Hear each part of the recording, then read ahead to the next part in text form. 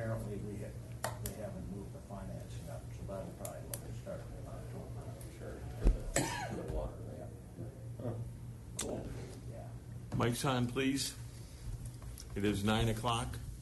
I will call to order the regular meeting of the Land Resources and Environment Committee for Thursday, June 9th. Are we in compliance with the open meeting law? Yes. First item, number 2, is to adopt the agenda for today's meeting. You have an agenda that was posted on June 2nd. It has not been modified or amended. Move to Peter? adopt the agenda. Moved by Kinsman to adopt the agenda, seconded by Puttkamer.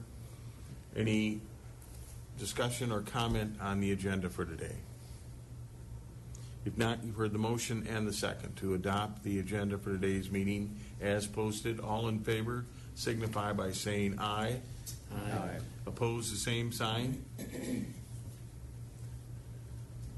That motion passes unanimously. Item 3, minutes of our previous meeting from May 24th, 2022. Peter? Move to approve. Kinsman moves to approve the draft minutes, seconded by Spencer. Any discussion? Any discussion? If not, you've heard the motion and the second to adopt the draft minutes from our May 24th, 2022 meeting. All in favor signify by saying aye. Aye. Opposed, the same.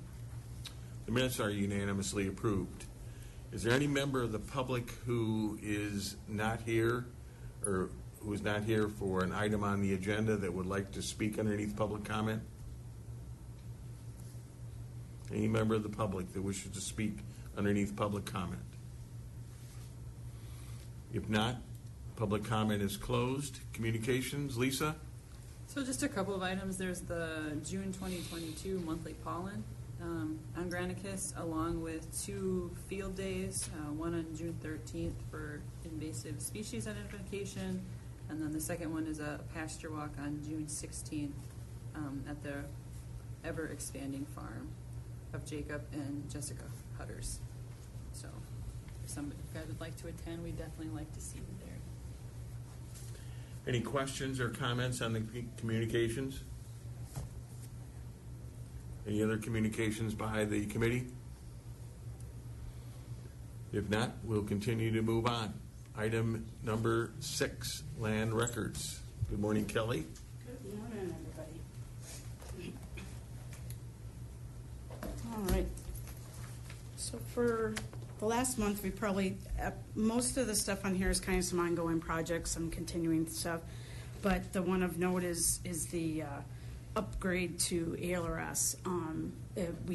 We went from more of a desktop version to a cloud version, which had some changes in functionality and how we use it. So kind of had some training in the last couple weeks, and then us along with the real property staff getting up to speed on what we needed to do and to kind of keep our workflow going. So that's been the bulk of our work over the last couple weeks especially, and going forward, hopefully it'll keep us more efficient with our incoming updates and stuff like that. So other than that, there's pretty much business as usual in the offices right now. Any question on the land records report for the month by the committee? If not, vouchers are attached. Do you wish to speak to either of them, Kelly? These are the two for Joe and I are attending the Esri user conference. Esri is the GIS software that we use for everything our applications across the board for all of our internet applications and our mapping, desktop mapping applications. And this conference is a user conference and training. It's actually, we're going to be probably getting about 3-4 days of training seminars and stuff on the new software and so forth. And we've got an opportunity to meet with some of the developers of the software. We are a couple versions behind technically in their software, and they in the past have asked us for input on the newer versions, and because we were a little bit behind, we actually thought that they were going to, not want to really take our input, but they're actually going to have us do some testing with some of their software. So that'll be kind of exciting because we'll get input into some of that. So that'll be part of our time there as well. So these are the hotel stays for in San Diego for a week for each Joe and I to attend. Thank you. Dennis?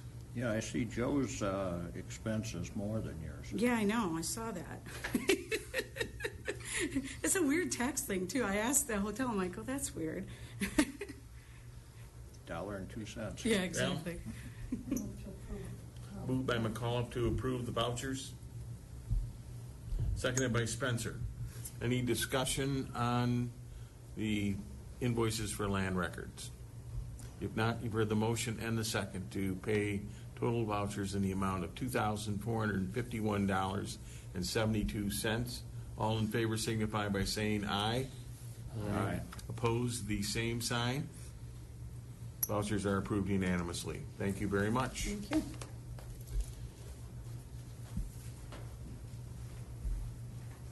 And I believe Brent's on his way. Brent's on his way? Yeah.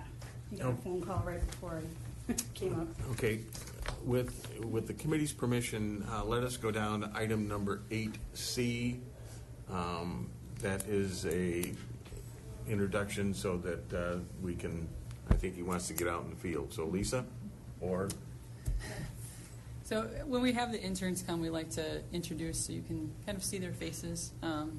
But this is Connor Grogan. He's our conservation intern for the summer, and we are keeping him incredibly busy, but I'll let him just tell a little bit about himself. Yeah, I'm Connor Grogan. I grew up in Baraboo. I graduated from Baraboo High School in 2018. Currently, I'm obtaining my bachelor's in hydrology from UW Stevens Point with a minor in water resources and a certificate in wetland science. I plan on graduating next spring and hopefully finding a job somewhere. So I started at Land Resources and Environment around the beginning of April, and I've only been full-time for about a month now. And yeah, I'm excited to make the most of this experience, and yeah. What type of projects are you working on? Anything from like just tagging along on like the past, like rotational grazing pastures and stream monitoring and stream flow monitoring. Yeah, just it's a really broad natural resources experience. Questions by the committee? Welcome aboard. Thank you. I'm excited. I hope it's a benefit to you, and certainly it will be to the county. Good luck. Thank you. Thank you. Since we're on item 8, waiting for the Register of Deeds, with committee's permission, we will move up to 8A, and that is the LRE department report for the month. Lisa? Yep, so we held a pollinator field day out at White Mound. We had 22 people in attendance. We also had our annual tree sale here in May. We sold 14,450 trees, so it was a pretty successful event. We did submit the application for the 2023 Clean Sweep Grant, so just waiting to hear what the amount will be back. We also had egg plastics on the 18th and had 23 participants. And then I guess we gave the flyer to the committee, but Greg Judy Grazing School was held on the 21st, and we had 112 people that showed up to listen to him for that day. Parks seasonal staff is out at the parks learning and getting things up and running. We did have to hold another kind of round of interviews because we had somebody quit before they started. So Matt is trying to fill up the holes. And then we have had a lot more events out at the Prairie Smoke Terrace. So we've had 6 events that have kind of taken place within the last couple of months out there. And then they did plant 50 additional trees along the Great Sauk State Trail. For planning and zoning, still working on the septic maintenance cards that are going out to the various townships, and then working with the towns on their comp plan, still working on the Chapter 7 draft. Cassandra and I have tried to really put the wheels on that one because we'd like to bring it forward. And then if anybody's been down by Bluffview, they've started construction. They're moving dirt. They're placing rocks and putting in the free little library. So things are finally making progress. Questions on Lisa's report by the committee or comments? Dennis? Yeah, where are they at on Horse Park at White Mound? So before you guys today is going to be the RFP for the design of the horse campground. Okay. So once we get that completed, hopefully we'll have design and specs so that we can go out to bid and maybe start construction later this fall, early next spring. Thank you. Mm-hmm. Any other questions for Lisa on the report? Val? Who's going to maintain the free library? The Little Free Library, the Parks Department will, because we have one up in the campground too at White Mountain. So we'll just make sure that it's stocked with books and. I have a big pile on the steps. I drop those by. Okay. John cleaned out his library. Other questions for Lisa on the report? If not, vouchers, please, Lisa. So there's two sets of vouchers, one in the amount of $17,836.58, and a lot of that is our recent educational events as well as some cost sharing, and then $48,801.32 for parks. Again, a lot of the maintenance stuff as we're heading into summer, and then we did finally get our Dodge Ram after almost a year, so that's on here as well.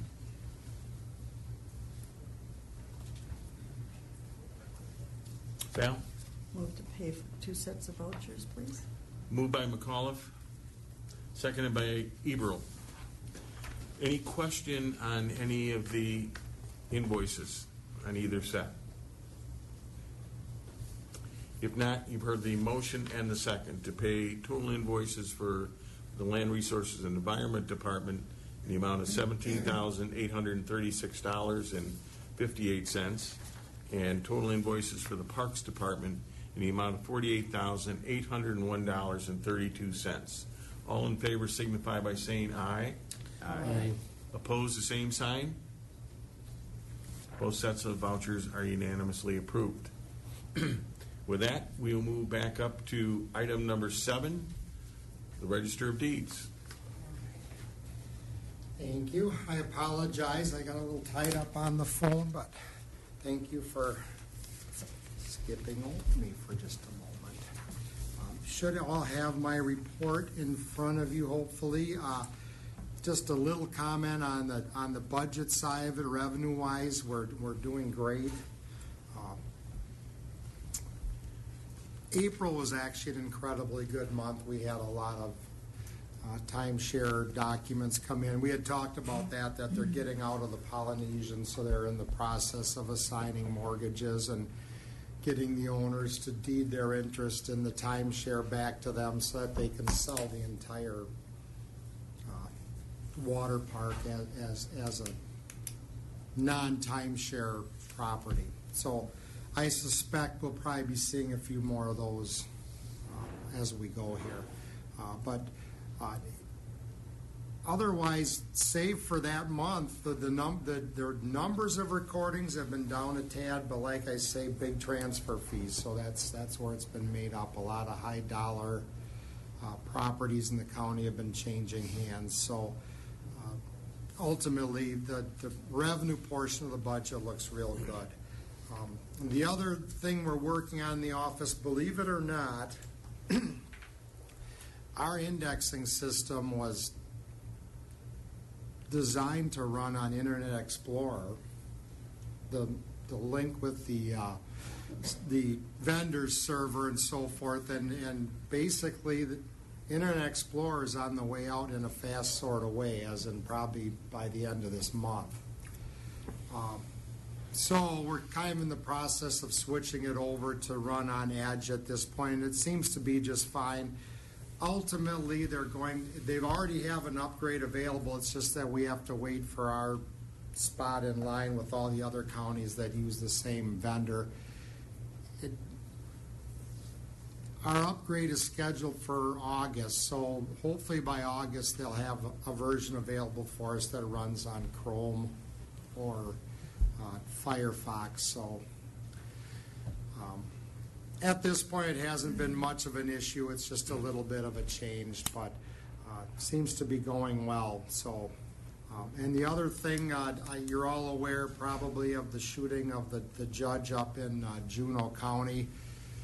So I'm sure that there will be renewed discussion about the availability of records online, the availability of public records on site here at the county. So just the way events have occurred in the past couple of months regarding judges and so forth, and the rash of shootings, we're kind of really watching closely what's going to come down the pike for that. So, because typically, our biggest fear, of course, is that it rips through the legislature and something comes down, and then we're left with no funds and a mandate to figure out how to make it happen. So, as a group, the WRDA is being really proactive about it and making sure that we're involved with the process. So, but I think now more than ever, it looks like it's probably going to happen. I think the process is going to start and it's going to go fast. So that would be all I have to report, unless anybody has any questions. Questions of Brent on his report or comments?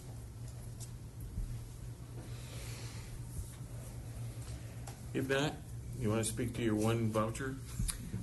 Land records, and I know we have a couple folks that are new. This is the submission that we send to the state each year, or each month, I should say. Part of the recording fees we collect are designated toward the Land Records Modernization Program. Out of the $30 we take for a recording, $15 of it goes straight into the general fund here in Sauk County.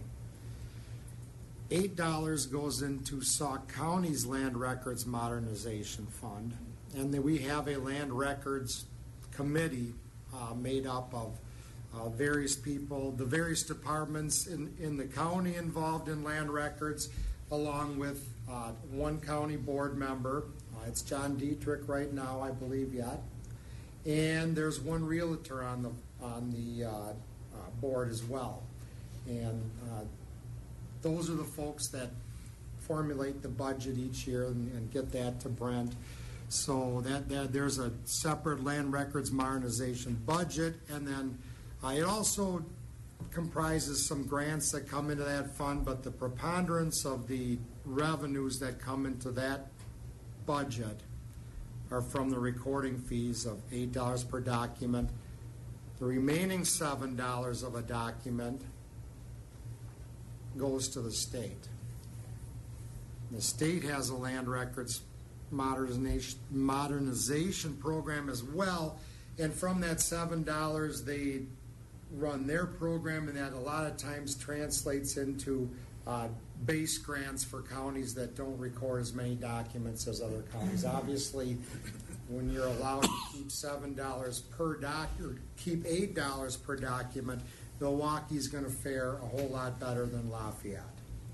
And so in order to make up with that disparity, the state offers these base grants to these counties, and those are made up of the $7 that each month Sauk County submits to Department Administration.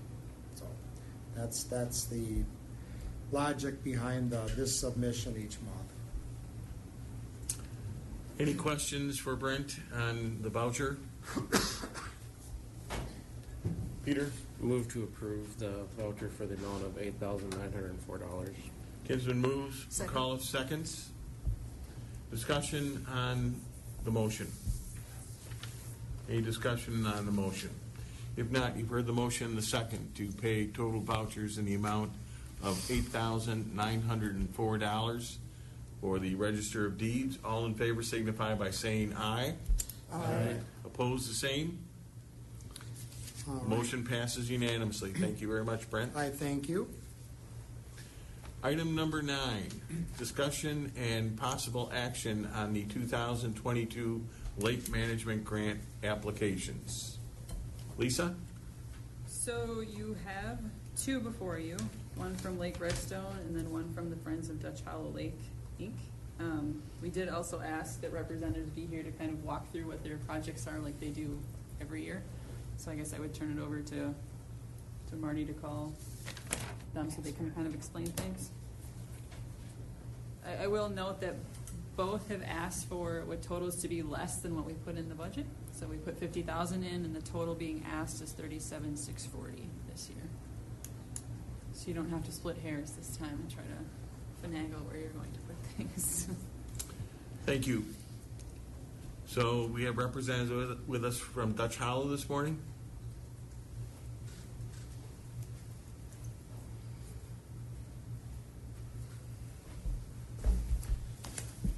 Morning, my name is Phil Hunt. I am the Vice President and Treasurer of Friends of Dutch Hollow Lake. So just wanted to thank you guys, the county, for all your help in maintaining the lakes and participating in this grant program again. I know it's additional work and time, but the funds are important. Before I went right into the grants, I also wanted to thank the county where they're helping out with two things. They're also helping with a shoreline assessment. I think actually Connor is going to help us with that. I know Redstone did it a few years ago, and hopefully we can encourage some property owners to stop mowing all the way to the lake and doing other things, and hopefully an assessment will help versus us just continuing to ask them. So thank you for your help in that. And then secondly, there's an area which Mitch is helping us. It's kind of degraded a little bit along the shoreline, and so we're using that as an opportunity to show property owners how they can enhance the shoreline and rebuild it. And so the Property Owners Association for Dutch Hollow is actually going to fund that, so it's not in the grant request here. But as far as our planned activities, I can quickly walk through them. There's 8 of them. The first one is a continuing activity. It'll be our 12th year to do an aquatic plant study at the lake. So this helps us monitor the invasives and the natural plants and how well the plant community is doing. This year, we're planning to do 1.5 acres of chemical treatment, which we'll talk about later, and 5 days of dash to control the Eurasian milfoil. So the study done in September or August will help us understand the effectiveness of both of those methods and just give us a view of the overall health of the plants in the lake. So that will be our 12th year doing that. The second item is specifically on Eurasian milfoil. So we have beds, and we do a bed study in the lake to identify those where enough milfoil is gathered together to be classified as a bed. And so we did that last year, and as part of that study, we took 17 samples, and we sent it to Montana State University, and unfortunately for us, 15 of those came back as a hybrid milfoil, so it's changing.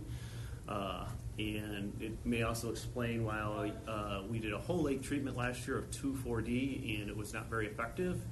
It lasted about a month and a half, and by the end of the year, the milfoil was growing again.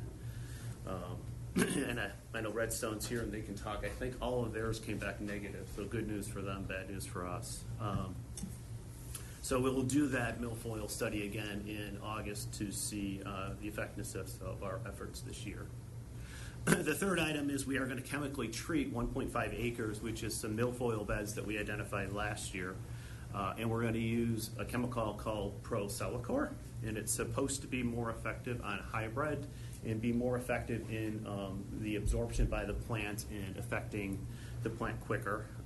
It's been used in some lakes across the state, but working with the DNR, they've agreed to try it on a spot treatment basis.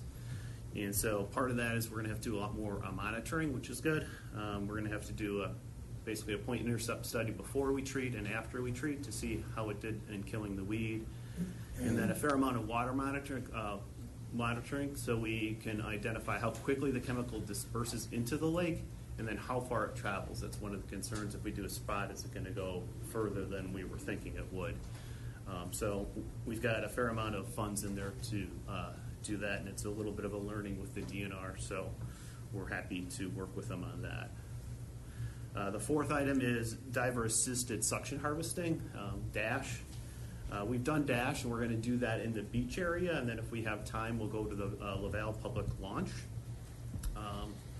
And I think DASH is newer, and it's all in the contractor you select to perform the work. We've done it twice. Once was effective, once was not so effective.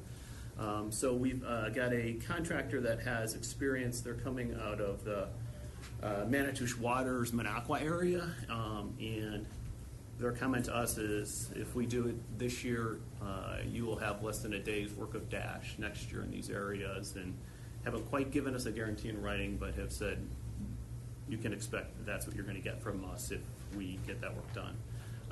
That would be a huge win because I think it's nice to have another option other than chemicals to keep dumping in the lake to try and control some milfoil, especially if it's clumped in areas that you can get with a DASH program. Number 5, we have to update our aquatic plant management plan this year. So it's the 5th year ours will be expiring. So we'll be working with the DNR and the public. We have to have 2 public hearings to get input. And so we'll be updating that and hopefully get it passed by the DNR by the end of this year, so we're ready for 2023 lake management. The 6th item is we just need to replace 2 slow no-wake buoys. The Property Owners Association staff places and removes the buoys, so there's no labor, it's just the cost of buoys we're asking for assistance with. The 7th item is continuing to trap and remove muskrats from the lake. So the side of the lake where it has sandstone is great. They don't have any issues. The side that has more earth, they bore into earth, eat the vegetation, and then the waves continue to knock the shoreline into the lake. And then I had the pleasure of experiencing one eating my fuel line, but I didn't know until I was away from my dock and my engine died. And so I had to figure out how to get back to shore, and I figured out why my engine died. But they continue to be a little bit of a menace, another invasive, if you would. We trapped about 170 and removed them from the lake last year, and hopefully we're in the low 100s this year. I would hope less than 125 maybe. And we plan to, I think we have to do it every year just to keep them at bay. And then the last item here is add sand to the public beach. The last couple of years the sand's just gotten washed into the lake. And so we just need to add sand, and asking for help with the cost of the sand. The association's staff will haul it and spread it on the lake, on the beach. A benefit that we weren't actually expecting from that is as the sand is actually washed into the lake, the milfoil doesn't grow because it likes the mucky bottom. So as the sand's kind of been pulled into the lake, it's actually helped control the weeds as a couple feet into the lake, just because the sand and the weeds don't seem to play well together. So in total, we're asking for $17,640. And when we did this, I was just trying to be cognizant of, I know there's $50,000 that is available to fund, and there's 3, perhaps 4 lakes. Lake Virginia's asking for money. So it's just trying to be respectful of everyone has project and everyone has needs. But just would like to thank the county because they do a great job in helping us protect the assets of all the lakes in the county, and helping us out with 2 other projects this year. Kind of exciting for us, so appreciate all your efforts. Questions? Any questions for the applicant? Val? Just a comment, that sounds like a lot of work, Yeah, just a lot of work, but thank you. great. Thank you very much. Our second request comes from the Lake Redstone Protection District.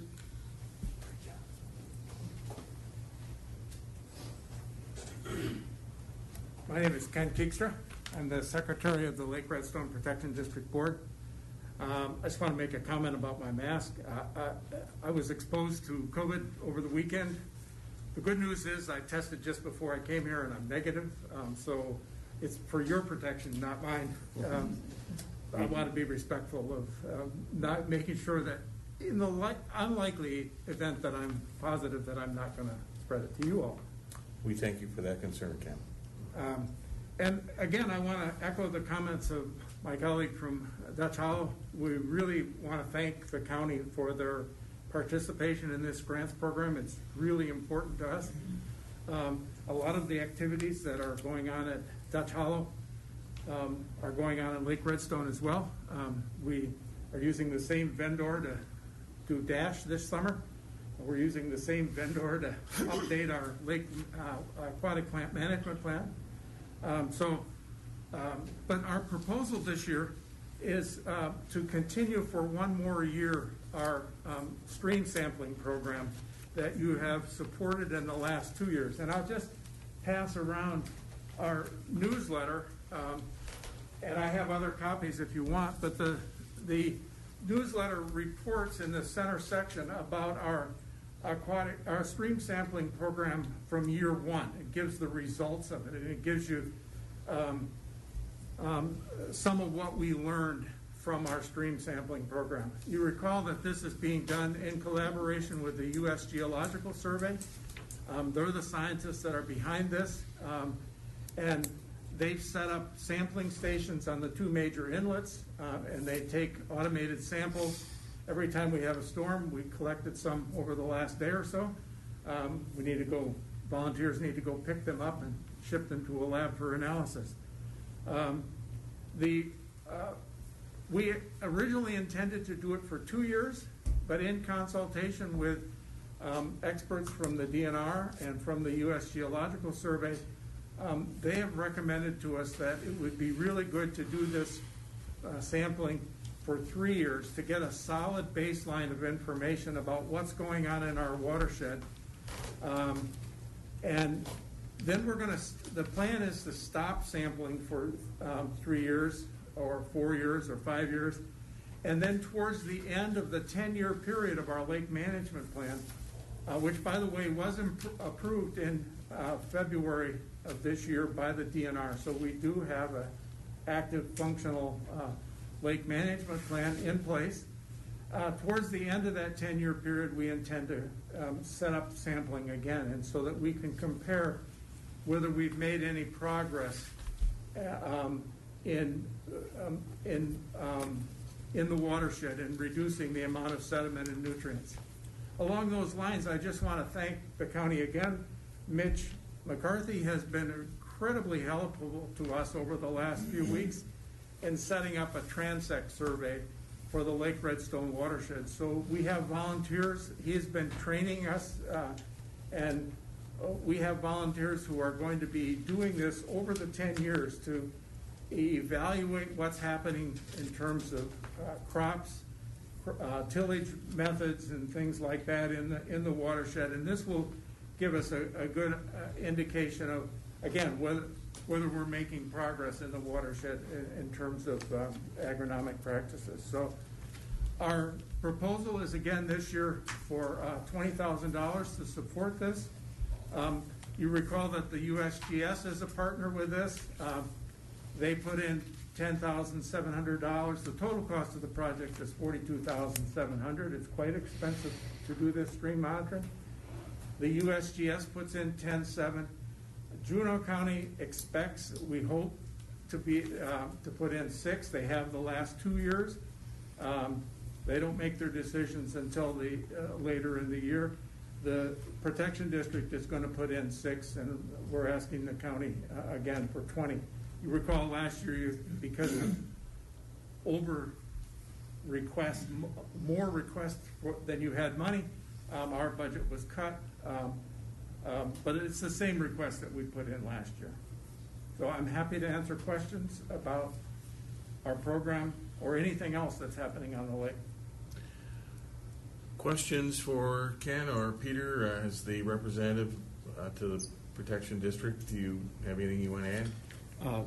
Just that, they've been with the new lake management plan. They're very aggressive about actually implementing it, using it more than just a piece of paper that sits on a shelf.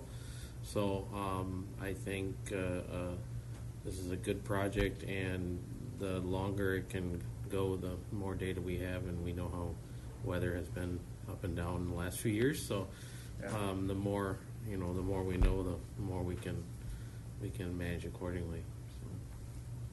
So. I might comment that at our partners meeting, which we held, I think, in this room thanks to Melissa, last fall, Serge Koenig actually suggested we should do this every year, but it's a very expensive program. I don't think we're going to do that.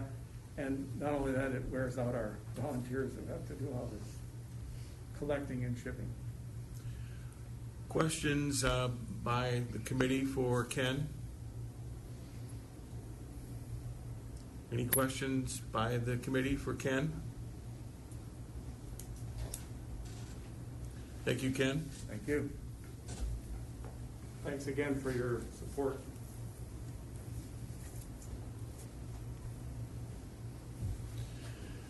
So with the committee's permission, let me speak to the absence of a application from Mirror Lake.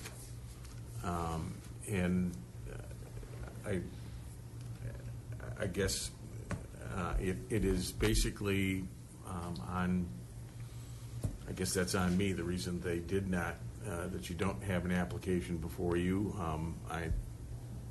Last year, as Ken stated, we had more applications than money. I think that at least the Finance Committee members, Lynn's on Finance, are aware that the county has earmarked $650,000 of American Rescue Plan Act funds for the two major projects totaling $1.2 to $1.3 million that are currently we're pursuing funding with the DNR. And so when the chair of the Lake Management District, Mark Blakeslee, called me, and because he got a call from Veerbeckers, who's writing the grants for that, said Sauk County has those lake management grants. And I said, you know what? I haven't changed my mind from February or whenever we got the report, and that was that I think that the county has been more than generous with with funding, and so why don't we stand down? I would suggest to you, however, I think that we grant these requests in full as they requested $20,000 and $17,640 or whatever it is. I can tell you that one of the projects that is still lingering is what this committee approved last year, and that was the cooperation with the boat dock to get that replaced, because the sediment trap's going to fill in if the wash in from that launch area isn't solved. So I guess I'll have to check with Lisa, but the need is still there. We just have to once again run it up the township's flagpole. But that's the reason that Mirror Lake did not submit. Not that there's not a need, but I didn't want them to, in essence, ignore the generosity already by the county. Lynn? And I'm playing catch up here, but Lisa, did Lake Virginia request any grant funds?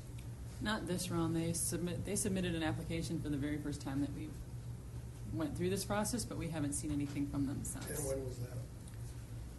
19?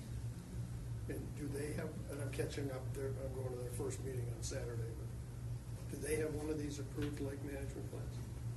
I don't think so, no. Okay. Just getting my... Yeah. That's okay. That's fine. 2020. Dennis? Yeah, Marty, just, you're talking about that boat landing, and we saw it a year ago. I mean, what are your thoughts there? I guess, and I think I'm hearing it there, is that we still want the town to be part of that. Is that correct? We do. And as part of the as part of this entire pursuit of the funding, that the remaining $650,000 that is needed to do both the sediment trap on the inlet side of the lake and to address the sandbars or that on the outlet side of the lake. The chair of the committee went to the village of Lake Delton. The vice chair of the committee went to the town of Delton, because those are the two jurisdictions that are affected by this, and requested that they participate. Let me say that at the town of Delton, the request was once again looked upon negatively by the same individual that I guess didn't let the boat ramp move forward. I think the village of Lake Delton is still considering it, but as we move these things forward with the DNR and with these grant applications and pursuing the rest of these funds, it's important that the local units of government show their support, and so that's where we're at there. But yeah, as I say, the oddest thing about this is that this is the town of Delton's boat ramp, and we were generously giving them, between the management district and the county, we're paying for 2/3 of a project that they need to do. So the need is still there. And I guess, I'm in favor of helping, but I still want to see the town have some ownership on it. It's not fair to the other towns when they come in for projects. Yeah. Val? What is the holdup with it? I mean, what are their objections? I can only conject, and I will Okay. not do that on record. I appreciate that. So I think a motion would be in order to award both these amounts. Dennis?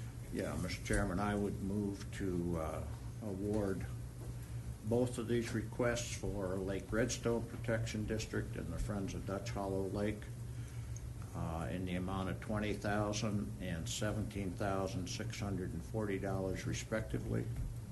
Moved by Plivka, seconded by Ebro. Discussion on the motion to approve. Discussion on the motion to approve. If not, you've heard the motion and the second that 2022 Lake Management Grant applications be awarded in the amount of $20,000 for the Lake Redstone Protection District and $17,640 for the Friends of Dutch Hollow Lake Incorporated. All in favor signify by saying aye. Aye. Opposed, the same sign. The motion passes unanimously. Congratulations, and thank you. very much. Thank you. Thank you for your attendance this morning and your work in putting this together. Item number 10, discussion and possible action on a resolution to authorize a contract with Michael's Construction Incorporated for the use of the Summer Oaks boat landing. Lisa? So after our discussion, I did sit with Mr. Desmond and asked about the deterioration question that was asked. He had me update the language to basically say that the county is the sole person or entity that's allowed to determine what deterioration is, particularly since we're asking for the whole lot to be repaved anyway. I did send this out via email, but I haven't heard any kind of response back from Michael's as to whether or not they want to move forward with it this way, or they still have objections or anything else. Given that we received no response, my recommendation to this committee would be that we table this. And we postponed it last month. Lisa has, despite the fact that she's reached out, has not heard anything, and so perhaps they've moved on with their other site, and so that we table it and put it in their ballpark to bring it back. Lynn?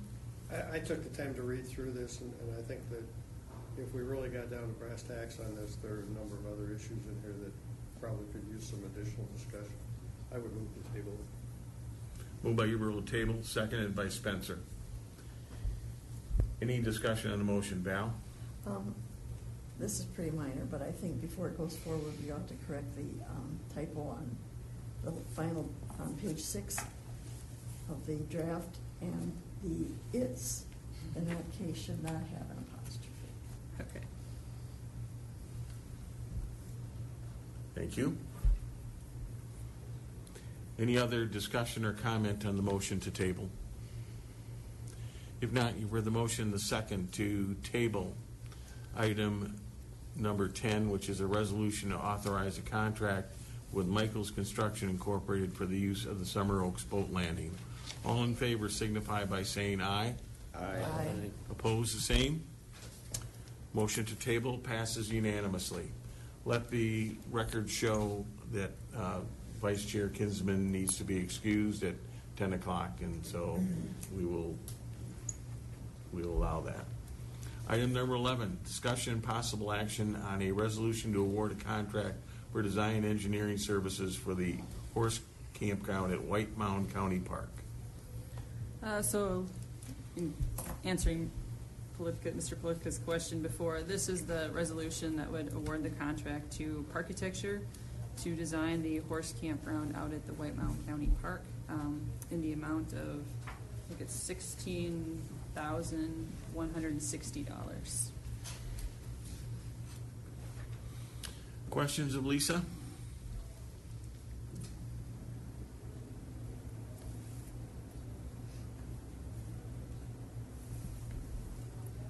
Move to approve the resolution. Moved by McAuliffe to approve, Second. second by Eberl. Discussion. Discussion on the motion. If not, you heard the motion and the second to approve a resolution awarding a contract for the design and engineering services for our horse campground at White Mountain County Park. All in favor signify by saying aye. Aye. Opposed, the same? Mr. Chairman, Yes, sir. if I could make a comment. I went out and looked at that park the other day in anticipation of this, and have to confess, living here for 25 years, I've never been there. It's a wonderful park. Person that was working in there was really helpful. Could I just suggest that instead of giving visitors a map that's a half a page, we give them a full page, because a half page is so small you can't read the names of the roads. And I realize it takes a lot of ink because it's a colored map, but I'll make the suggestion to them. I realize this is high-level stuff. Wonderful, wonderful, wonderful asset for someone who was not familiar with the area. Being able to read the names of the roads would have been helpful. Thank you. It's truly a gem. And you want to be in finance and start spending money. It's in the parks budget. Any other comment on the motion? If not, you've heard the motion and the second to approve a resolution awarding the contract for engineering services. Once again, all in favor signify by saying aye. Aye. Opposed, the same. The motion passes unanimously. Item number 12, discussion and possible action on a conditional use permit for a planned rural development or PRD lot for Jones Radel Century Plus Farms LLC, Dave Radel, applicant and property owner, located in Section 4, Town 8 North, Range 4 East, in the town of Spring Green, Sauk County, pursuant to Chapter 7, Subchapter 9 of the Sauk County Code of Ordinances. Good morning. Good morning, everybody. I have a pretty simple PRD. They're looking to create a CSM lot that fixes a property line that actually went through their house. And in doing so, the CSM lot is going to be coordinated with a PRD easement on some property located just south. And it meets all of the criteria for conditional use, and it is not an exclusive ag, so we do not have any conversion standards to meet there. And the town of Spring Green approved their request on June 2nd. Dennis? I would move to approve. Moved by Polivka to approve, seconded by Spencer. Discussion or question on the request? Any question or comment or discussion on the motion? If not, you have heard the motion and the second to approve a conditional use permit for a planned rural development or PRD lot for the Jones Radel Century Plus Farm LLC, Dave Radel being the applicant and property owner. This is located in the town of Spring Green. All in favor signify by saying aye. Aye. Opposed, the same sign. That motion passes unanimously. Item number 13, Discussion and possible action on a conditional use permit for a planned rural development or PRD lot for Lawrence and Bridget Month, located in Section 30, Town 12 North, Range 4 East, Town of Reedsburg in Sauk County, pursuant to Chapter 7, Subchapter 9 of the Sauk County Code of Ordinances. Good morning. Good morning. So I'll give a little background here. In 2010, Lawrence and Bridget Month applied for and received a conditional use permit for a planned rural development. 2 PRD development lots were created using the 2 density credits. A preservation easement of 67 acres was created. And then on May 5th, 2022, the Months made a PRD application regarding the PRD development.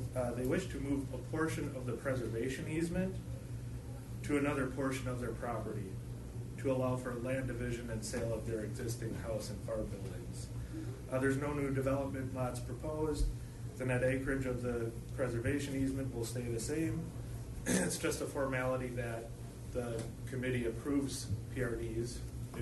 There's just a change in how it was approved in 2010, so we're bringing it back to the committee to look for approval. The town of Reedsburg did approve moving this preservation easement as well. So there's no farmland being removed. The easement isn't shrinking, it's just moving a portion. So we're looking for approval of that. Questions for Will? Peter? Oh, no. And then move to You want to approve. move? Moved by Kinsman, seconded by McAuliffe. Discussion on the motion to approve. Is, Go ahead, Dennis. as long as the town of Reedsburg is in favor of this, and you guys understand it, We understand it. Yeah, it's kind of an interesting one, yeah. yeah, I, have no problem with it then. Okay. Lynn? Question, Will, as a new guy here, I'm looking at this picture and I see this long, sinuous blue line on here. This is the new easement? Is that correct?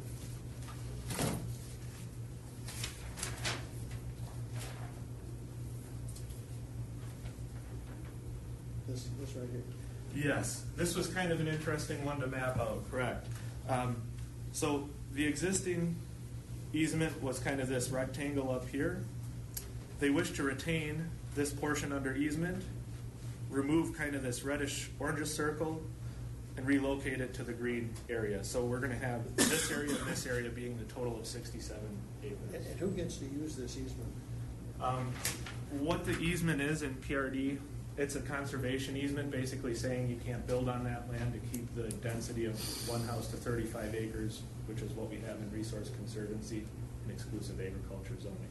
And it allows the property owner to create a smaller lot. In this case, those lots were created in 2010. They're just wishing to move a portion of that easement. So it's not allowing the public to use it. The farmer, the idea is to keep farmland in production and allow them to create a smaller lot. Okay, so it's not an easement like we get an easement to get access to something. Correct. Okay, Yep, it's to keep it in farmland. You can't develop it, put a house on it. thank you. Lynn, Go ahead, Dennis, please. what this did was, a few years back, they came out with, to build a house, you had to have 35 acres. And so we had people buying up 35 acres and taking it out of agricultural production. They build their house. We changed this, 2010, 2011, somewhere in there, to allow the landowners to be able to sell off 2 or 3 acre lots, but then to somebody, but they'd have to put the rest of it into an agricultural easement. Okay. Thank you. Good explanation. Any other discussion or comment on the motion to approve? Seeing no request to speak, you've heard the motion and the second to approve a conditional use permit for a planned rural development or PRD lot for Lawrence and Bridget Month, located in the town of Reedsburg. All in favor signify by saying aye. Aye. Opposed, the same. That motion is approved unanimously. On item number 14, discussion and possible action on a conditional use permit for a planned rural development or PRD lot for Victor and Kathleen Whalen, located in Section 23, Town 12 North, Range 5 East in the town of Excelsior, Sauk County, pursuant to Chapter 7, Subchapter 9 of the Sauk County Code of Ordinance. Good morning. Morning. Kate. So, like you said, this is for Victor and Kathleen Whalen on Hogsback Road. They own currently about 80 acres, with almost all of that being currently forested. And so what they're looking to do is to create a smaller lot for one of their children to potentially be able to build on their property in the next few years is their plan. So the standards, they do meet both of the general standards of 7.151 paragraph 6 for the establishment, maintenance, or operation of the proposed use isn't detrimental to public health, and that the use will be designed, constructed, and operated and be compatible with the existing character of the area. And with the conditional use standards for the PRD, adequate utilities will need to be provided at a later date. They haven't done soil tests or anything yet, as they're not even close to that in the planning stage. They will need to have any access granted for a driveway permit from the town when they do look to create this lot, which that will be something between them and the town of Excelsior they'll need to figure out. This application will not negatively impact the principal or any conservation areas, according to Chapter 22. Development is proposed to minimize the amount of forest land converted, as up closer to the road they do have some open areas, which is partially where this 1 to 5 acre lot they're planning is going to be placed. And so with that, this is in exclusive agriculture, so we did do the calculations. For this conditional use, the participating acres was 35. The PRD lot that they proposed at the time was about 5 acres, and the 0 active agriculture acres were converted, and the 5% allowance would have been 1.75 acres. The total calculations for 2022 as of this PRD then were 115.05 acres. PRD lot acres were 14.32. The active agricultural acres converted were 0, and the 5% allowance was 5.75, which we are still under by the 5.75 then as of this application. So the town of Excelsior had recommended approval for this CUP PRD easement with a copy of the CSM that is on file with staff at this time now. And so the erosion potential of the site is fairly low, as the lot has varying mixture of slopes between 2 and 20% depending upon where they are on the site, and is highly forested with understory presence, and any building they will do probably will have to be on low slope areas, as otherwise it's almost cliff faces in the other areas of that property. The prevention and control of water pollution, again, will be low, as there are no wetlands or floodplain on this parcel or adjacent parcels. While the site has adequate utilities, again, they will need to address this when they propose to build a house there, and access to roads and highways will need to be provided when the application is submitted with the town of Excelsior. And I guess that's all I have for that. Do you guys have any questions? Questions on the application? Any questions on the application? Dennis? I would move to approve. Moved by Palinka to approve, seconded by Kinsman. Discussion on the motion to approve the conditional use permit. Any discussion or question or comment on the motion to approve the conditional use permit? If not, you have heard the motion and the second to approve a conditional use permit for a planned rural development or PRD lot for Victor and Kathleen Whalen, located in the town of Excelsior. All in favor signify by saying aye. Aye. Aye. Opposed, the same. That motion passes unanimously. On to item, thank you, Peter. Let the record show that Vice Chair Kinsman is leaving at this time. Item 16, Discussion and possible action on a resolution, 15, sorry. Discussion and possible approval of a final plat for Phase 1 of Lakestone Estates subdivision. Said subdivision is described as being part of the government lots 3 and 4, the northwest 1/4 of the southwest 1/4, the southwest 1/4 of the southwest 1/4, Section 8, all in Town 10 North, Range 7 East, Town of Merrimack, Sauk County, containing 49 acres more or less.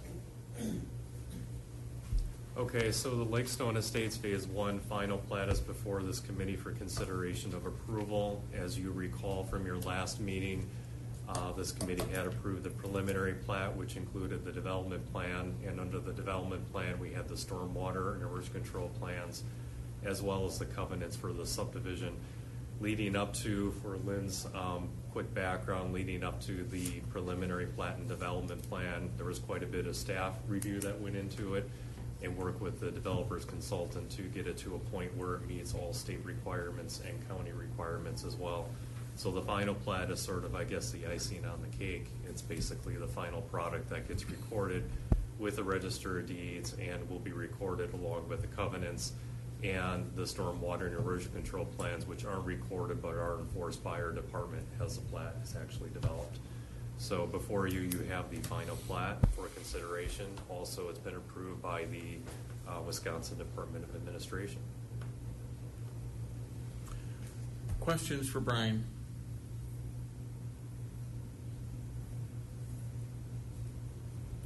Any questions for Brian? Val?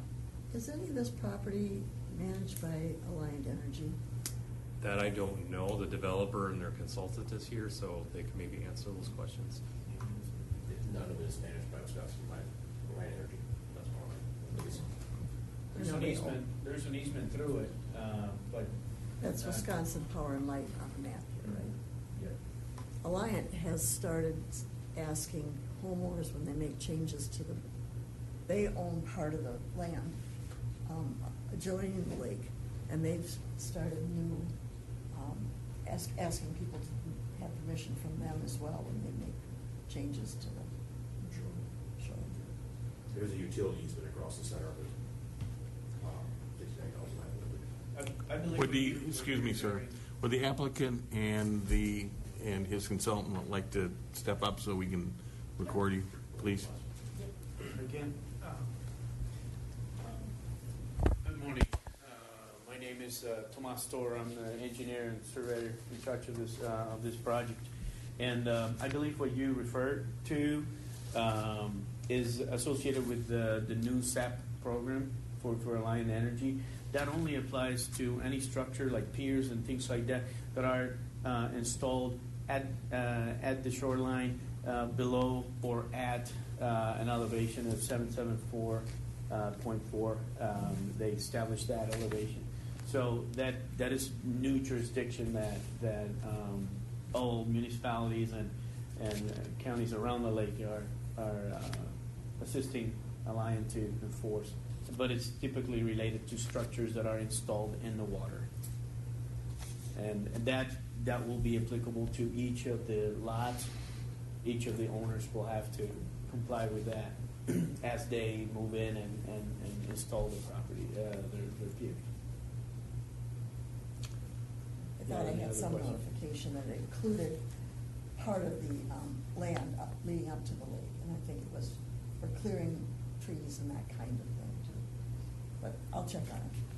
Yeah, and there's a portion of land that is managed by the county as a vegetative corridor. I think it's 35 feet From the ordinary height. So from the ordinary height. So yes. It's just another step for landowners. If they're going to make that change, they need to get the permission from Alliant as well. Correct. Yes, Lynn? What, sir, if you can roll up a chair. Thank you. So, Go ahead. so I heard you say that the staff work that was done included looking at the covenants, Right. and these are the covenants of what? These are like These would be deed the- restrictions or? Right, these would be the covenants for the subdivision. which were approved. So at the last committee meeting, the committee approved basically two documents, a preliminary plat, which is a precursor to this, which is the final plat, and the development plan. And under the title of the development plan, there are three parts to that. One is the stormwater plan, the erosion control plan is the other part, and then the third part are the covenants for the subdivision. So give me an example of a couple things that would be in the covenants. So when we reviewed the covenants, staff had requested that they include provisions that speak to what we regulate. So referring to shoreline clearing, we have references to our our shoreline ordinance in there. But the covenants cover anything from materials used for the house to requirements for planting and landscaping and things like that. We're not worried about that, but that's still under that title of the development plan. So I'm not gonna find things in there like you can't park your boat on your lawn, or you can't do short-term rental. That's gonna be somewhere else. No, you may. Yeah, you might find that. Yeah, you in may. there. We're not going to enforce that, but we look at the covenants to get what we would like to see in there so that we don't have enforcement issues related to shoreline development. I'm gonna pick some flex out of pepper here, but you're saying that you have the opportunity to review and approve the covenants, but you don't enforce them? No. The enforcement is under, The responsibility of the developer and or the association at some point. Unless there's something going on that violates something you do regularly. That's right. So what we ask is that what we regulate also be included in those covenants as an extra layer of FYI. You need to go to the county if you're going to do these certain types of things in the shoreline area, since this is on the lake. Okay, the question was really not short-term rental. The covenants are a complement to or supplement to the developer's agreement, which that's where the stormwater maintenance requirements and things like that are The question was established. really about short-term rental. That's a, short-term rental is our sensitive subject with Supervisor Ebro right now. Other questions or comments for either Brian or for the consultant?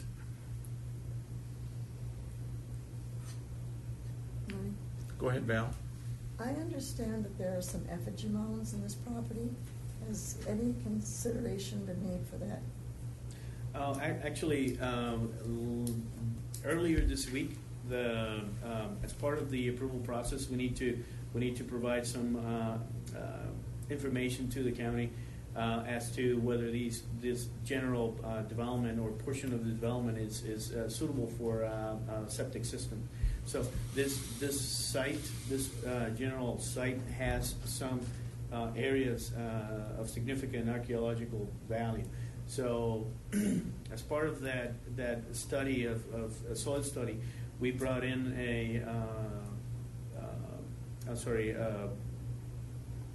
an archaeological. I'm sorry, I'm confusing the project to be honest. And in this case, there's no. I'm working with another project that is down the street that does have some issues, but in this case, there's no effigy mounts. It's north of this site that there's some effigy mounts. There's another plat that we're working on that does have Yeah. mounts. Okay. And my apologies, I got confused all of a sudden, but not a single area of this site is of any archaeological significant value. Thank you. Yes. Other questions of Brian or for the consultant?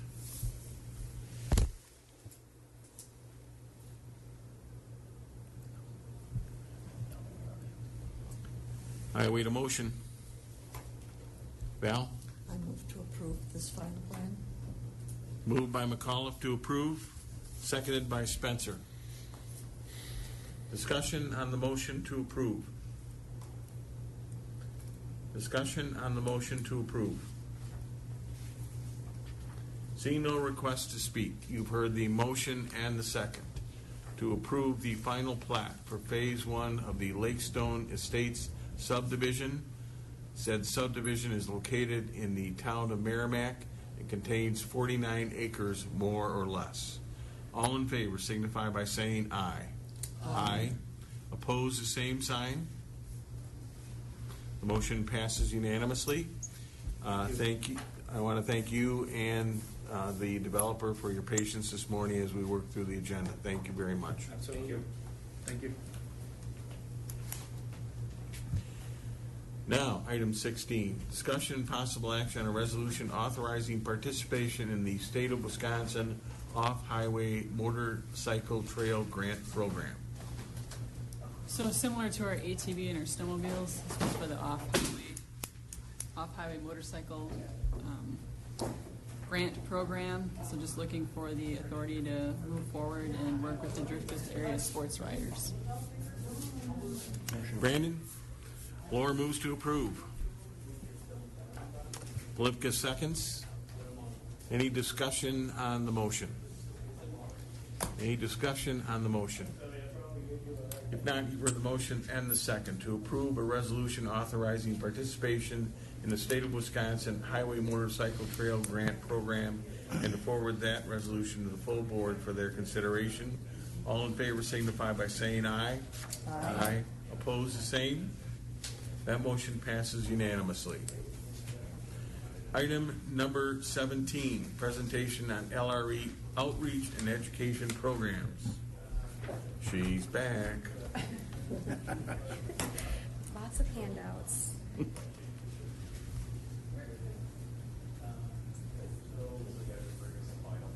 you.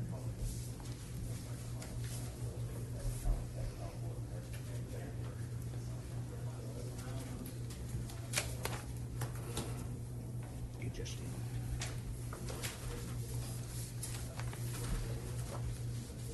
Full page.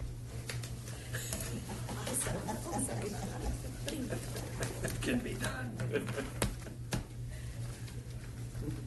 think the park has expanded since this. I took up the parks budget for printing. Yeah, Justine just ate up the entire department budget. Yeah. In color, two sides. Ooh. They're cool projects. So, Welcome, Justine. Go ahead. thank you. So my name's Justine Bula. I am the education coordinator for our department here. So a little bit about me. I grew up just west of Baraboo on a family farm. And then I'm coming up on 4 years at the end of this summer with our department. So for my position, there's a kind of a wide variety of projects that I'm involved with. So an overview for today, hit our next slide. We're going to kind of cover some of the bigger components that I work on, including clean sweep, ag plastics, working with our local producer-led group, general K-12 education programs.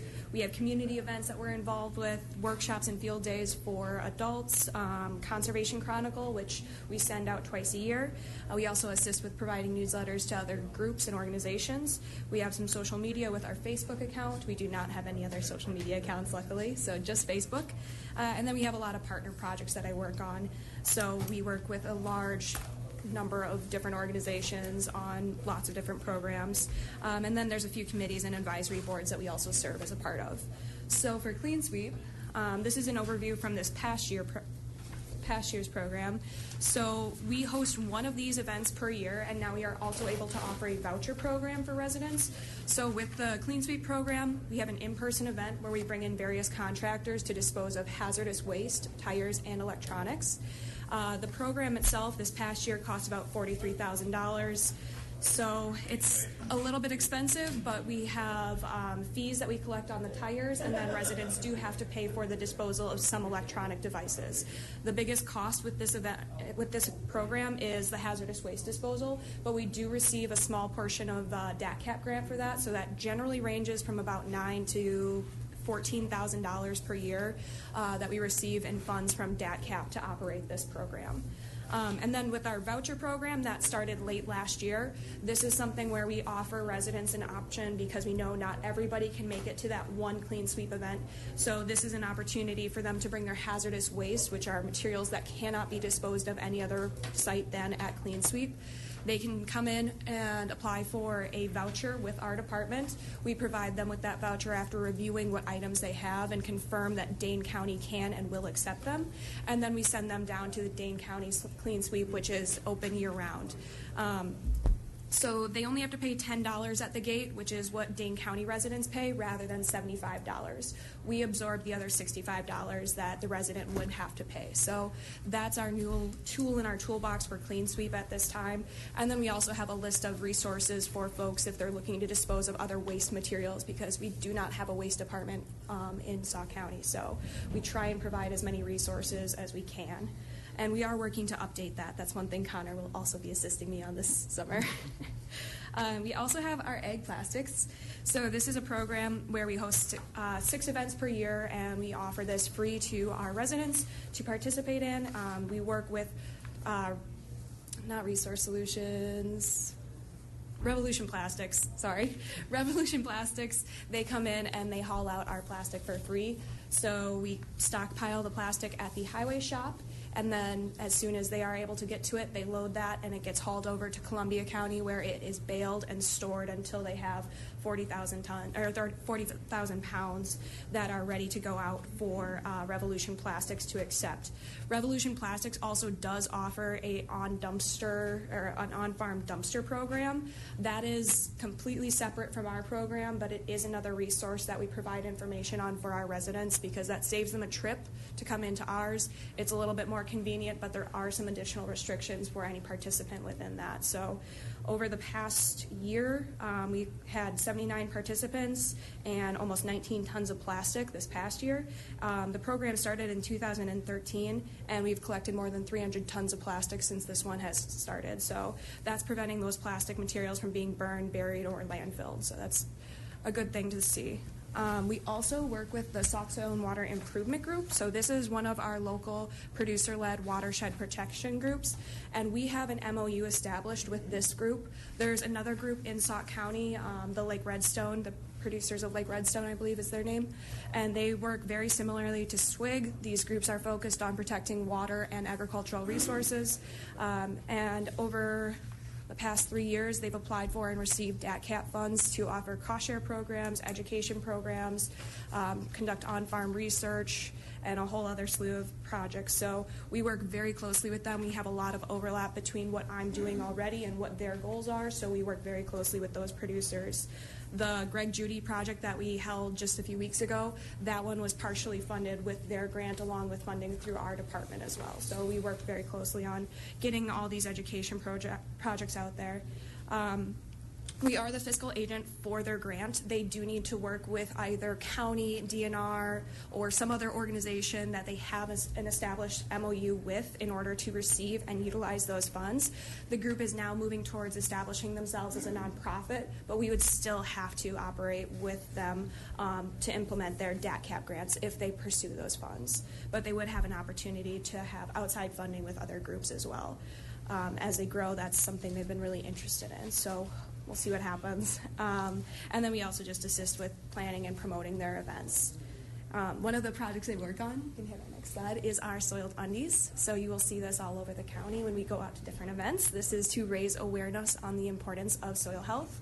The underwear that you use for this project are 100% cotton, and so that cotton breaks down in our soil if there's lots of microorganisms in there. It's an organic material that will be broken down, and healthier soils, you're going to see less material left. So the less you have, the better.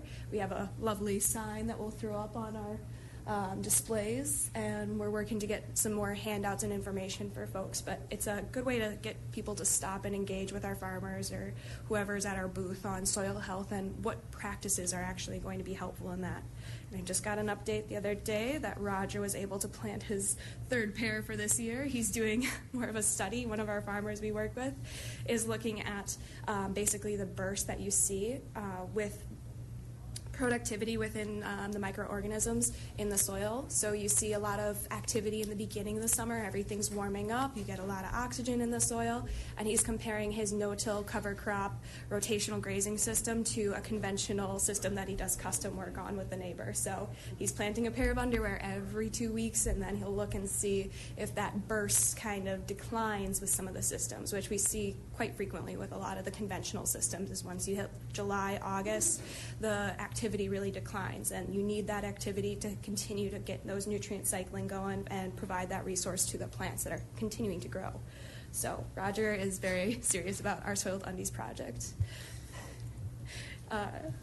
We also have our Conserve Sauk Film Festival. So this is a partnership project that we work with a large number of organizations in our area to bring awareness to various topics. It's something that we've been working on since 2019 when our first event was held. We worked with the Baraboo Public Library, Aldo Leopold, Nature Conservancy, Baraboo Range Preservation, and more organizations to organize and facilitate this program. So I think we had 20 films in the first festival. And we also offered a film contest. So we invited people to create their own film and submit that to our festival.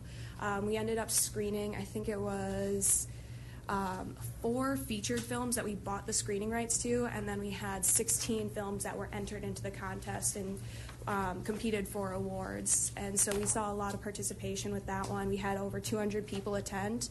And then we held our second event in 21 this past fall. Unfortunately, it happened right before that surge in COVID, so we did see a decline in participation, and we required pre-registration, which we hadn't done prior. So we saw around 100 people attend, but we've gotten very good reviews from everyone. We provide a survey to get feedback from our community on this one and ask what we need to do to improve the experience and make sure that it's a great learning opportunity and a way for our community to find connections and greater understanding with each other over some pretty hard topics to talk about. We cover everything that we possibly can with that festival, and then we have facilitators so we can have a discussion afterwards with individuals that are able to explain some of the topics presented. So we also have our youth education programs. From this past year, for the 21-22 school year, we were able to host one youth conservation day with Upham Woods. We brought out the River Valley School District, and they were able to join us for our Youth Conservation Day. That's with the 6th grade students. We had about 80 students out there that day. And then we had 7 garden school programs that we worked with ABE, the Al Behrman Elementary in Baraboo. We helped them to establish an after-school garden club and then set up some garden beds, and we do different lessons and programs with those students. We had 9 poster contest lessons that we taught. So this past year, the contest was focused on soil health. So we went out and taught lessons to school districts or after-school clubs, whatever the request was from. We taught lessons on soil health for those students, and we reached 265 students with those lessons. We had 4 Wheat Week programs taught, so that is a project that I can talk about in just a little bit, but we reached 310 students from 4th and 5th grade classrooms across Baraboo and Reedsburg this past year. And then we had a high school invasive species day where we reached about 100 kids. They came out and were pulling garlic mustard at the Baraboo Arboretum. We had a macroinvertebrate day where we brought out some students that were interested in, that was actually only invited to students that were interested in this project. So they were very engaged and really excited to learn, and Serge was out there and taking them through the stream, doing a macroinvertebrate sampling and talking about conservation careers. And then we also had a field trip that we were involved with where all the students from the Baraboo School District go out to a local farm. It is the farm I grew up on, and they get to experience what things look like on a farm. They get to see all the different animals, and then we've also incorporated soil health education and rotational grazing activities. So we're trying to get them to understand the importance of how we're raising our animals, not just that farming occurs, but the practices and the stewardship that takes place with that as well. So I was out there for one day, and I worked with about 100 students, and then there were 3 other days that they hosted that program as well. So we helped to plan out those lessons, get things set up, and then reach a lot of students. This past year, we didn't have a lot in material expense for the programs. The biggest expense with youth day or with youth programs are going to be staff time. So material expenses were about $225 total for various items like little paper for the poster contest or materials like our Guyotaku. We have fish stamps. We talk about water quality and fish habitat and all that fun stuff. So there's minimal expenses with our youth education programs aside from staff time. Questions for Justine? Oh, sorry. That's just a deep breath. Oh, not done yet. Oh, yeah, sorry. I'll go fast. No, you don't need, no. Take your time. We have, First quarter, right? I was going to say. Take a breath. That- Yeah, Those expenses listed, do they include for Lynn's sake, the cost of these expensive 2-color? I will do the math on those. I can get you that number. Importantly, she's using both sides of the paper. Absolutely. We do have the poster contest. That's one of our bigger programs. We offer this. It's open to anybody to participate, and we do offer lessons that fit the topic for each year. It's something that will rotate, so whether it's soil health, water quality, forestry, pollinators, we have all sorts of different topics. It is a national competition, and it needs to begin at the county level, so students would not be able to participate if we did not offer this one. So they compete at the county level, a regional level, state competition, and then nationals. We did have a student this past year that is now competing at nationals, and she has won about $200 in prizes along the way for all of that, and she made a really great poster on soil health and was very excited about it. So we reach a lot of students that way, and it's relatively low in terms of impact or input. We send out the information to all our schools, and they're kind of used to this being a thing now, so they just promote it with their students and ask for help as needed. So we have some lovely pictures of our posters and some of the winners from our past contest. And then if you want to go to our next slide, our Wheat Week program is something that I took with me from Washington State when I worked out there. This was something that was taught. Wheat is a huge component of agriculture in Washington. It used to be for Wisconsin until dairy took off. Small grains are not as big in the picture right now, but it's still a really nice program because it allows students to use wheat and grow wheat in the classroom. It's just part of the teaching tool. The concepts are all focused on water quality, soil health, energy, and agriculture. So it's just part of that teaching tool. What we do is I go into the classroom for 1 hour each day of the week, so it's 5 different lessons, and we have an interactive lesson every single day of the week, and then the students on the last day write a thank you note to our farmers. So if you want to go to our next one, we actually share those postcards with our farmers at our education events. So we do sort them and go through and make sure we don't give out any of the ones that are really hard to read or the ones that are just saying thanks for donuts. But we have some really, really nice letters that come back from our students. And then the teachers have been requesting this. If I don't send out the notice that the program is available at this point, we're getting requests from teachers asking when they can book their program because it fits really well with their NGSS standards, so it goes right in line with their curriculum.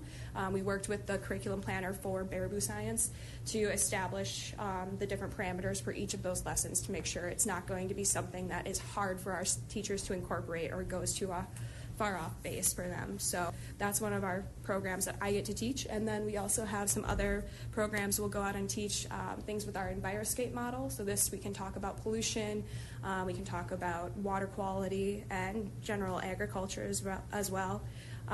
This is really fun. We can use this with any grade level, and it's really engaging. So it's just a giant piece of plastic with a landscape, and we can get it wet. We put on pollution and all sorts of stuff, and it's a very fun program to work with students on. We also had our youth conservation days. So this program has shifted over time. When I think 2 years ago, we did move things to Upham Woods because we were having issues with primarily Devil's Lake. We would have to pay to reserve all the pavilions for our students when we would bring them out there, and there were maybe 3 or 4 other schools there at that point. It's just been a very, very busy park, and it's hard to find time where it will be accessible for our programs and we're not going to be interfering or interrupted with other groups that are out there. It's a beautiful park, but very busy. So we moved things to Upham Woods. They are an education center focused on outdoor education, and they're willing to partner with us to bring out our local school districts. So we're really lucky we have that partnership, and we're working on refining this program.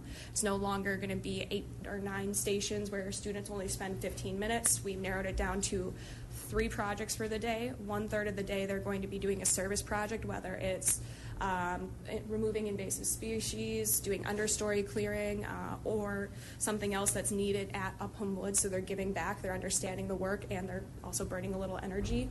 And then the other 2/3 of their day are spent doing activities that they're interested in. So we offer options like learning about raptors. They have owls and hawks on site, so they bring those out and the kids can work with them. They have scale scoots and skins, so the students get to work with reptiles and they learn about herpetology. We have a macroinvertebrate station. We have a fishing and archery station. So the students let us know what they're interested in, and then we set up a schedule for each one of our students so they have the best possible experience and they're more engaged this way. So you can go to our next one. We have some fun pictures of students out doing some of those projects. So far, River Valley's been the only one that we've been able to work with schedules on. We've had a lot of turnover with our contacts at local schools, so everyone we worked with in the past is now gone except for River Valley so far. So we're working on getting Baraboo, Reedsburg, and Sauk back engaged with this program, but we are happy to have River Valley involved. We also offer camp scholarships, which just went out. So this year we had 6 students apply for scholarships to attend camps. There's 2 camps that are offered through the Wisconsin Land and Water Association. We have one for high school and one for middle school. The middle school camp this summer has been moved to Upham Woods, so it's more accessible for our students, and we offer a 50% scholarship for those students to attend. So we were able to fund 6 kids to go to camp this summer. And then you'll see, hopefully you'll see us out at some of our community programs, whether it's the fair, the Bauer Schule, whatever little community projects we're invited to. We try and get out to have a presence, make sure people are aware that we are a resource for our residents, and then also provide lots of information. And it's really nice to be able to talk with community members that way. So we are out and about quite a bit, heading out to the dairy breakfast this Saturday. And then our last item that just wanted to cover was our Conservation Chronicle. This goes out twice a year. We reach about 3,000, 4,000 people total, probably between email, online subscription, and then our mailing. So we put together articles that talk about just more on the conservation side of things. They talk about what our department is up to, events, programs, projects, resources, and anything that our partners might have that we want to get the word out on. So that is it in a nutshell. Those are the main projects that I'm involved with. And if you have any questions, I'm happy to answer. Questions of Justine? Yeah, where'd she get all that enthusiasm? Holy mackerel. Coffee. A lot of coffee. Are you noticing, and this is something one of my neighbors pointed out to me here earlier this spring, we have 2 bins for garbage and recycling. And they used to send 2 trucks through, one for recycling. And now lately, they've just been putting them both in the same truck.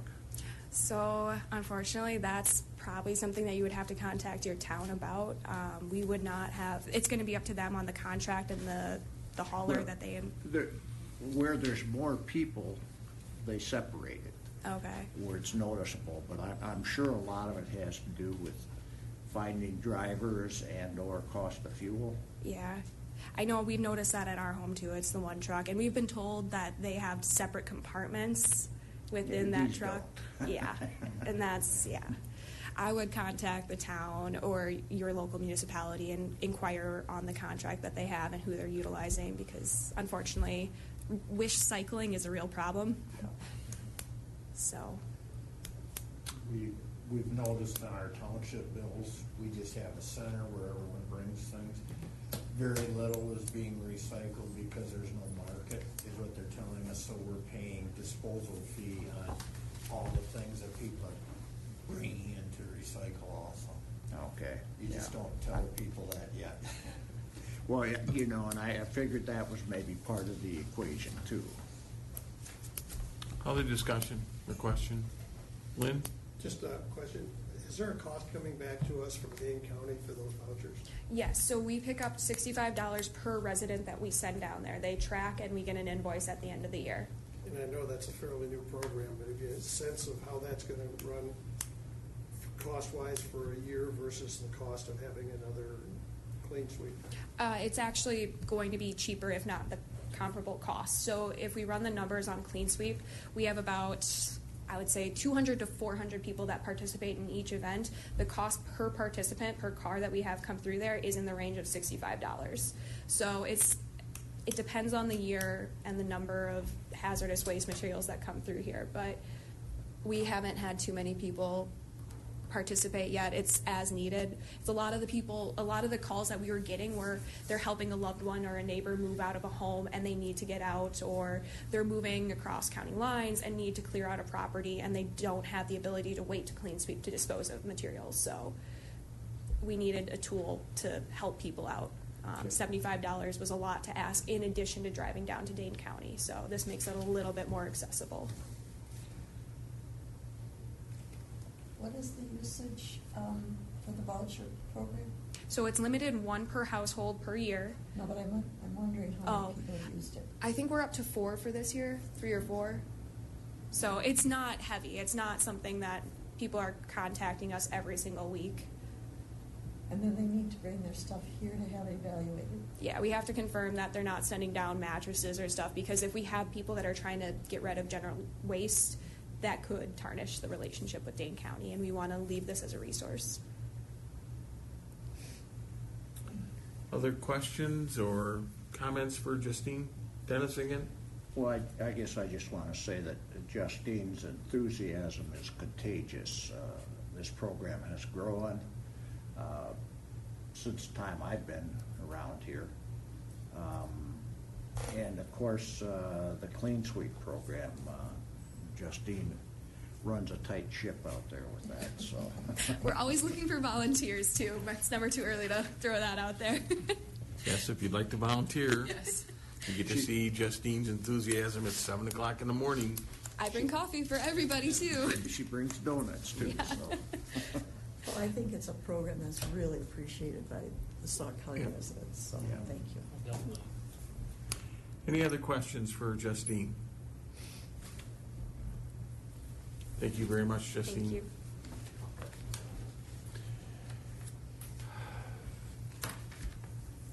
Item 18. Update and discussion on the Great Sauk State Trail Bridge. I'll give that. I guess the good news is that this past Monday we had the launch meeting for the work group to, I guess, put this or to move this project forward. I think that Lisa's jaw dropped, but the adopted goal by this work group, and we're running it as a work group in conjunction. Sauk County has been asked, just as they did by Dane County, like the feasibility study and the geotechnical borings that were done, for us to facilitate and run this process. And so the express purpose of this work group is to develop an RFP and put it out for the design and engineering of this bridge. The goal of it is to put this project in a position that construction will start in spring of 2024. That is aggressive. Lisa probably has other adjectives for it, but we, as I told the group, if you don't shoot for a target, if you don't have a goal, you can't target. If you don't have a target, you can't hit it. And so, I can tell you that I think that the one of the questions at the end of the meeting was, who else do we need at the table? There were nobody was identified that wasn't invited. The only two entities that weren't there was the Wisconsin River Rail Transit Commission, which, since this is a rail corridor, still has something to say about it. Now, I talked to the chair, who I get along famously with, Alan Sweeney, and he had something come up. He's a farmer, and so he could not attend. And we already knew that Matt Honer, who works for Southwest Regional Planning and sort of is does the work of the commission, he wasn't able to make it due to a conflict. The other entity that wasn't there was the railroad. Don't know what to say, but I'll see Mr. Luck tomorrow. So, but both Ken and his engineer were invited. Other than that, we had representatives from Dane County, representatives from the DNR, representatives from DOT, both in rails and harbors and in their bike pedestrian program. We had the executive director of the Office of Outdoor Recreation, which resides in the Department of Tourism. We had the executive director of the Wisconsin Bike Federation. We had Sam Landis from the Snowmobile Association. Am I missing anybody, Lisa? No, I think you got it. Of course, representatives from from Sauk County also. But I think the meeting went well. We worked through what we needed to, and last night handed off a skeleton RFP to DOT Secretary Thompson to have his, hopefully one of his people go over that RFP and keep it moving along. We are scheduled to meet again on July 6th in order to keep this project moving. John Langhans was there, and John's firm MSA was who did the feasibility study for Sauk County. John volunteered his time. I can't thank him enough, but he did it pro bono and spent the 2 hours there on a Monday morning when he could have been probably somewhere else. But I thought it was important that John give an overview for the new people in the room of the feasibility study and where we were, and actually helped, I think, helped the discussion. It is estimated that from the time that we hire or identify a firm, enter into a contract, that it'll take 18 months to get the necessary permits and other things along with the design and engineering work done. And so henceforth, that is why we're going to keep this project moving, so that actually spring of 2024 becomes a realistic goal. For those of you new to this, if we hit it right, this bridge can be built in one construction season. However, we have to get in the river as soon as possible in the spring that the DNR will allow in order to make that happen. We're not going to sacrifice the project, the quality of the project, to make that happen, but of course we can save some money if we don't do it during 2 construction seasons. I don't know if I've missed the original estimate contained in the feasibility study was $7.2 million with a 10% contingency is $8 million. Dane County and Sauk County both have $2 million that they have put in their 2022 budgets for this project. It was on John's advice that the total figure that we're looking at now is probably around $10 million. And so we will start shaking trees and chasing down possible funding sources. But one of the things that we decided that morning also was that there was, I guess, some suggestion that perhaps we could apply for a grant to cover the design and engineering. That could possibly hold the schedule up. And so both Dane County and Sauk County agreed that we had both put in $2 million. So we've got $4 million that we not hold up the RFP, and then we move forward, and we're expecting to spend money on this bridge, and if it's for design and engineering, then so be it. So, Lisa, did I miss anything? Nope, I think you covered it all. Questions? Brandon? I assume that geotechnical borings are done? Yes. In layman's terms, did they turn out favorable, or? Yes. Okay. Yeah. Great. The bridge can be put where where the feasibility study identified it. And so, that's the good news, and the borings need to be done so we can go out for design engineering. So we're sitting well there. Val? So there's still a section of the bridges are not between that island and Dane County? Mm-hmm. And we'll use that portion? Or is that being dismantled? What, you mean the bridge that sits over on the other side of the river? Yeah. Yeah, that will be used on the walking iron trail. But that's part of the that's part of the Dane County part of this. Okay. And so we're only talking about the span that will go over to the other side. To that piece, okay. And is the railroad favorable towards giving up that section? Well, this is being built to ARIMA standards, and so yes. I just meant the walking iron trail.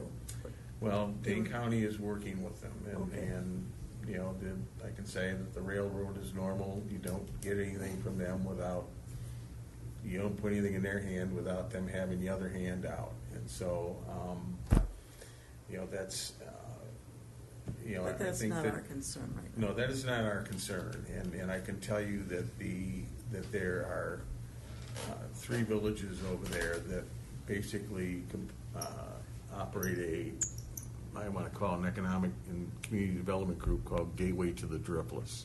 And that's basically the villages of Cross Plains, Mazamani, and Black Earth.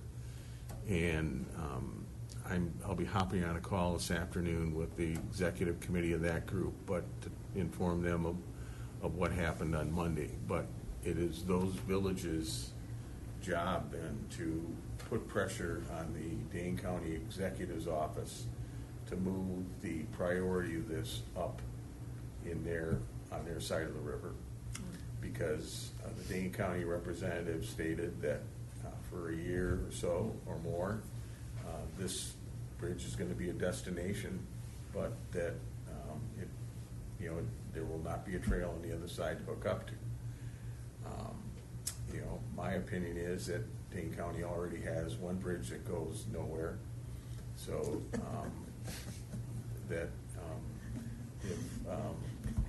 I think that perhaps the villages bringing it up to the county executive's office that they probably don't need a second one emptying onto a sand pile. But that's for those folks. That's for Dane County Parks and Dane County Executive to work out. They have put $1.5 million in addition to the $2 million in their budget for the development of the walking iron trail.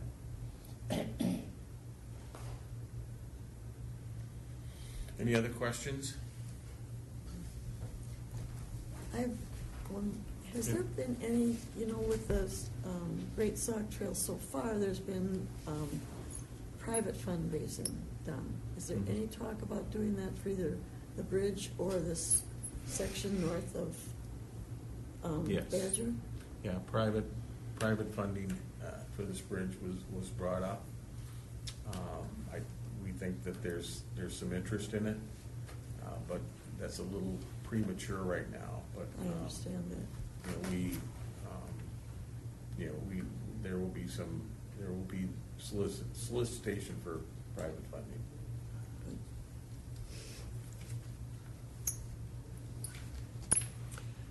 Okay, we move on.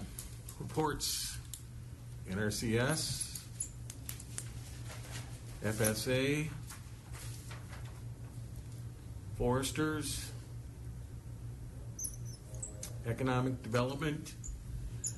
The Economic Development Committee mainly was comprised of an update on the status of the Palace Theater litigation, with the revolving, or with the former revolving loan fund dollars, but we got an update from that, and then basically the rest of the meeting was taken up with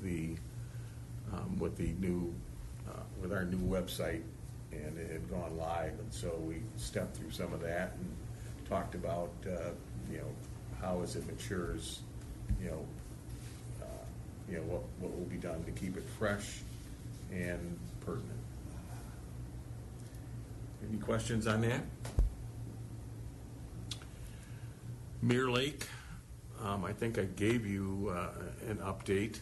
One of the things, though, is that, and Val, the rest of the committee's checked it, but as I told you, I think it's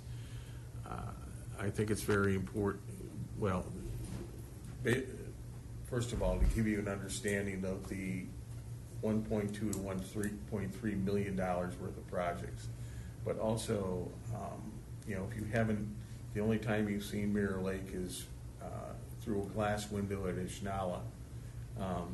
That doesn't give you a full perspective of the resource or the fragility of it. And so I'd like to, as I said, I think it's important that this group get down on the lake on a pontoon and go from one end to the other, so you understand just exactly what we're doing with this resource, what the management district is doing. And so I tentatively, I haven't contacted Mark Blakesley or Jerry Collins yet, but am kind of aiming towards June 23rd. I don't think anybody has a meeting that day. All the county meetings will be over. And was thinking that if we could, depending upon how many of if staff do or do not wish to attend, that we would go out in a pontoon somewhere around 4:30, so that if you have a job, that you can get most of your day done. But certainly that's summer solstice, so we'll have enough light to be out in the water, and hopefully, I think I looked, and I think it's supposed to be warm during that time, but I think that's I hope, if you're not interested in going, raise your hand now, because I think it's important. I'd like to go, but I can't. Like I say, well, other commitment, but I'd like to go, but. I found it very informative last year when we went out, so. You had a nice day for it. So you're out in South Dakota, is that right? And when do you get back? We get back 23rd, I believe. You get back on the 23rd. We'll just drive faster. Well, I think you don't have to, you'll never meet everybody's schedule, but if you well, let's just take a look at the day after. That's a Friday. I don't know how many of you folks are anchored on Friday night going somewhere. we could stop at Ishnal afterwards. Certainly, Have fish at this now. I'm certainly certain that Mr. Prosser would more than welcome you. It's fine with me. Well, how does 24th look? That works for me. So it works for everybody? I don't know about Peter, but I think hopefully I'll. What time and where? Well, as I suggested, I mean, I think I'd like to do it so that I know that Peter has duties during the day. I supposedly should spend a little time at my erstwhile business during the day. My wife likes that. But, I guess I was thinking, for something like that, takes about 2 hours to get up and down, to get from one end of the lake to the other, and after hour and a half. Or if you want to go at 3, so that you're done by 5, I don't care. Let's do 4. 4's fine with me. Where at though? There. We would probably launch from the, I'd like to be kind to Bob and not have us take up parking. And so we would probably meet at the town boat launch. And that would be a great part for you to see just how in disrepair it is. So it would be the town boat launch, which I forget what road it's on. Oh, 23, isn't it? Yeah, it's right off 23, yeah. Maybe we could invite a And representative. this time you'll from the- come This time you'll come to. Yeah. I was on my way back from someplace else, and anyway, I wonder, going to the town boat launch, if we couldn't invite a representative from those two town boards. Well, we had Russ along last year. And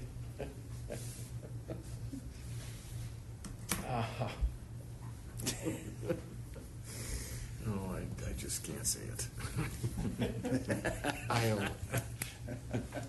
I'll check out that availability, okay? That's fine. You know, It might be more pleasant without them. Yeah. And overboard, right? Yes, that's right. we see Marty down tying an anchor around. Okay, so we'll tentatively set up for 4 o'clock on the 24th.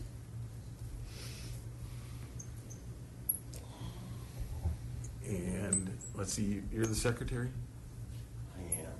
Well, the only thing is that we don't want, if Lisa has problems or whatever, or can't make it, or, I mean, Lori, you're welcome to come if you wish, but that way we have somebody that can call because we're gonna have to post this as a meeting. Okay. So you can, take the roll and that, and give the minutes or give that information to Lori so that. I can do that. All right, so that's my Mirror Lake report.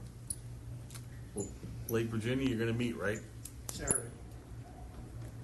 You're a brave man. Thank you. Well, I drove around the lake. Oh, also Mirror Lake, we were supposed to have a meeting, but we didn't have an official meeting of the Management District Board because it just was. As I told you folks, we got the report last time from Beerbecker, and they're now applying for grants for the other $600,000. Sorry. Peter's not here for the Lake Redstone Management District report, Southern Area, and he's not here for the Southern Area Association Wisconsin Land and Water. So, our next meeting dates are Tuesday, June 28th, and Thursday, July 14th. There's no other legal business to come before this committee. I entertain a motion to adjourn. Move to adjourn. Moved by McCall, seconded by Eberl. All in favor signify by saying aye. Aye. Opposed, the same. Thank you, everyone. Have a good rest of your day.